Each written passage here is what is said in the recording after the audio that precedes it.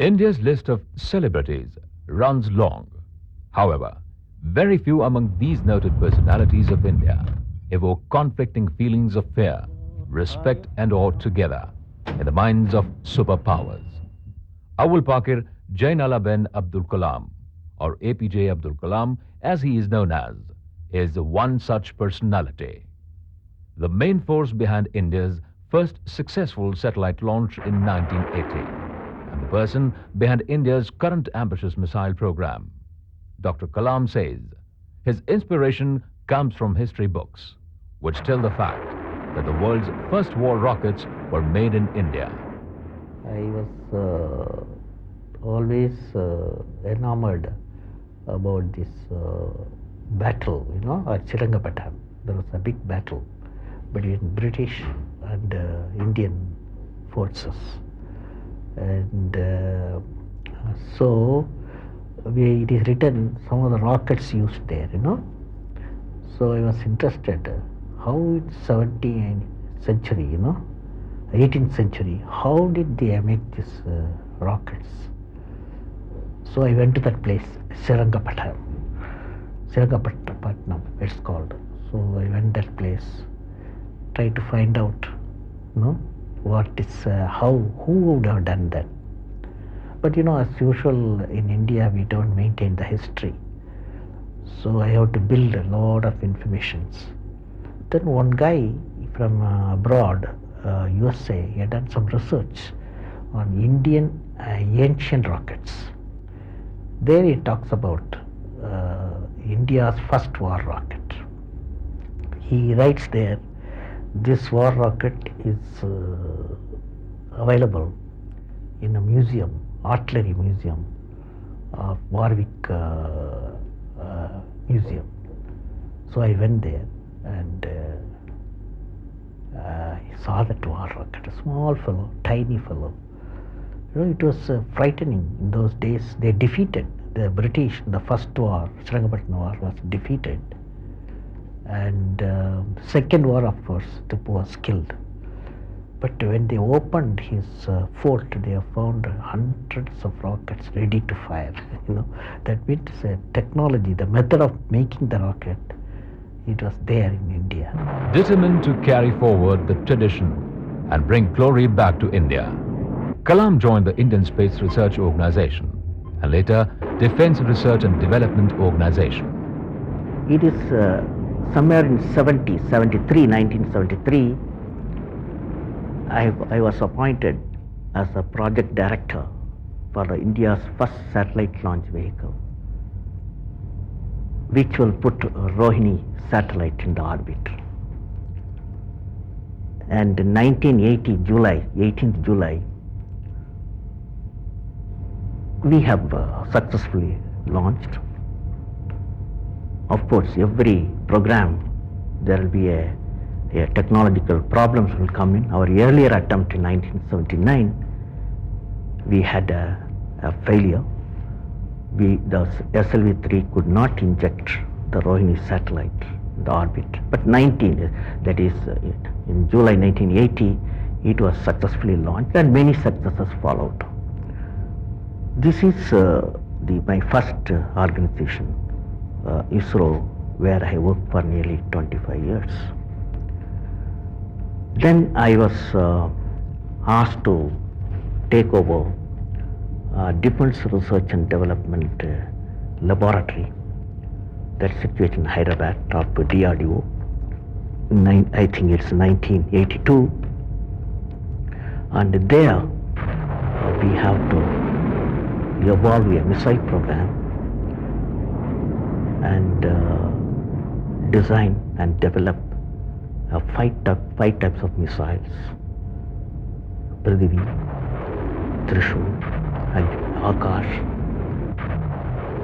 and Nag, and also a technology demonstrator, Agni.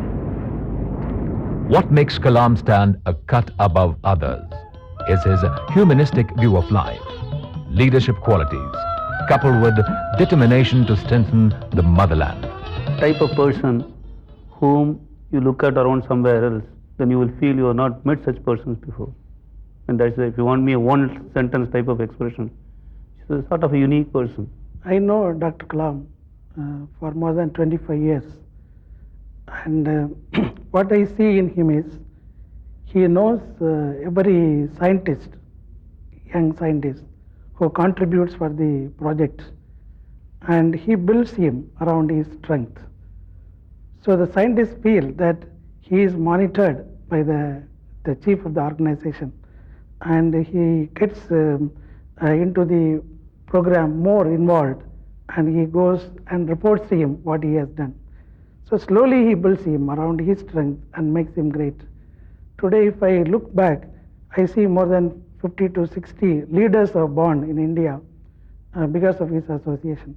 I have seen him in SLV3, I have seen him in the missile program, and the thing which I appreciate is that he believes that everybody has got strength. He doesn't reject anyone. One of Kalam's main tasks at the DRDO is the indigenous production of 5 families of missiles under the Integrated Guided Missile Program. All the system, 4 missile system, it's intended for all the Army, Navy, Air Force.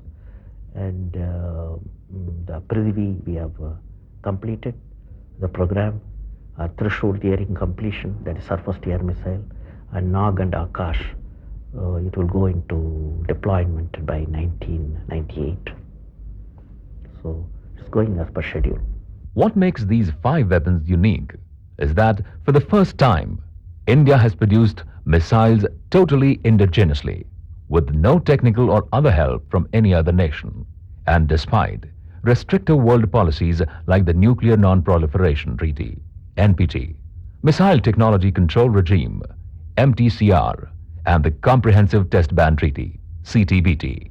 The developed countries, about 8 to 10 countries, they joined together. They established what is called Missile Technology Control Regime, MTCR, specifically directed towards these 2 programs, Agni and Prithvi. Now, how do we combat this type of technological control regimes? One answer: once you become self-reliant, then the people respect. But will these missiles be able to combat the sophisticated weapons from other countries? India is self-reliant in missile technology. We can design, we can develop, we can lead to production any type of missiles. This, unfortunately, is often criticized by detractors who say that a poor country like India can ill afford to spend so lavishly on space and missile technologies. Dr. Kalam answers. Space technology, it gives the meteorological forecast, it gives the communication, it finds out the natural resources on the earth, so it's a part of societal uplift. As far as the defense research development concerned, to do a peaceful work, you have to defend the country. For that you need the strength. Okay? So I get a feeling India is not poor. People thinking is poor. Okay? Only our thinking is poor. If we think big, we can also equally become a great country. The missile production technology has resulted in a number of developments in other fields too, most prominently in the medical field. There is Agni. In the tip you will see a heat shield. There is a material called carbon composites.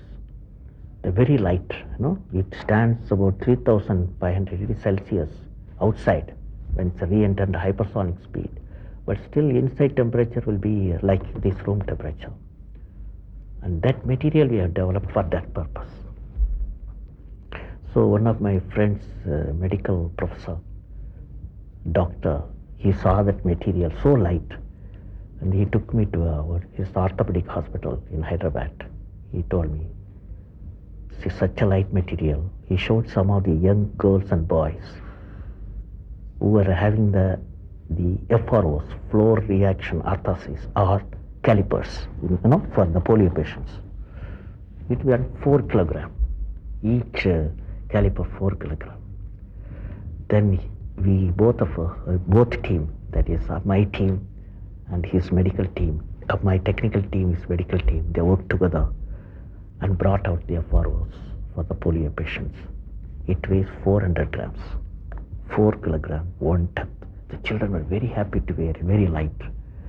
So whatever we do, it gets into the defense technology spin-off, like FROs, cardiac pacemaker, and cardiac catheter, now as cardiac stent. But the medical team and DRDO technical team, they work together and we'll succeed. We are succeeding. Another aspect of Dr. Kalam, which very few know about, is that this strong man of India is also a sensitive poet. Poetry, it's gives you what I can say, some bliss. You know, when you are working in various areas, difficult areas, not difficult areas, it puts you, it smoothens your thoughts and ideas. So it's an outlet. I will say it's an outlet of all resources. The ignited mind or ignited soul is more powerful compared to any resource on the earth, above the earth and under the earth. Dr. Kalam's vision for his country stems from his search for these ignited souls among his countrymen. If you have to be great, if the nation has to become great, we have to think big. Okay, we have to think big. We should not be beaten by various constraints put to various nations. I get a feeling we must have for next 20-25 years a vision before us, that is how the country will become self-reliant in various sectors of life, how we upgrade the life, that is a good life for the nation, how it will come. It can come only by technology.